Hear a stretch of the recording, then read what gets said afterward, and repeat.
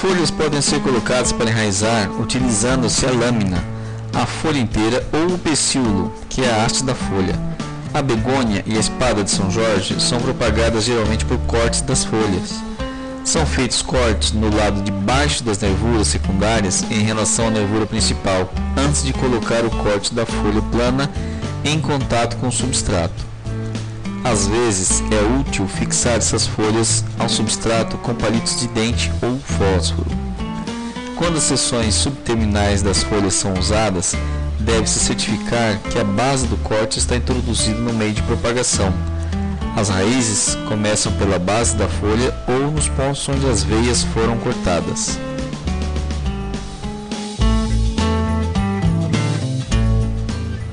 Tanto para estaquia ou cortes de folhas, é necessário embeber os cortes por pelo menos 5 minutos em solução de 10% de hipoclorito de sódio, a fim de diminuir problemas com insetos ou doenças nas plantas. Pode-se misturar de meio copo de hipoclorito de sódio com aproximadamente 5 copos de água para fazer uma solução esterilizante. Em seguida, deve-se submergir os cortes nessa solução por 5 minutos, o que elimina geralmente a maioria dos esporos de fungos. Então, deve-se enxaguar bem os cortes para retirar o excesso da solução.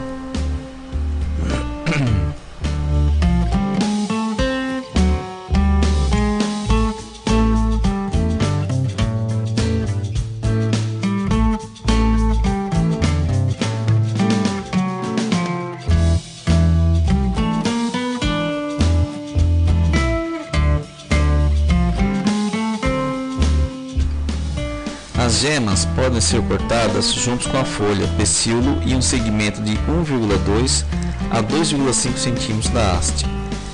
Gemas axilares devem ser colocadas em substrato úmido para produzirem raízes. Este método é usado para plantas de haste curta, que têm internós longos. Cada nó, junção na haste, pode dar um corte.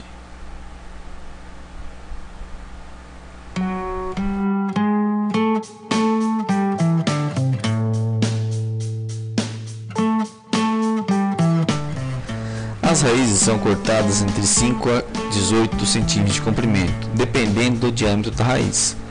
As raízes grandes são ideais porque podem se desenvolver mais rapidamente do que as pequenas.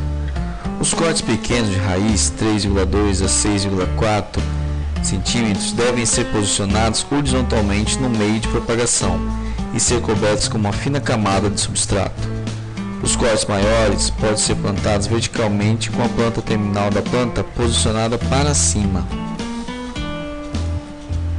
As melhores temperaturas para enraizar variam entre 13 a 18 graus Celsius.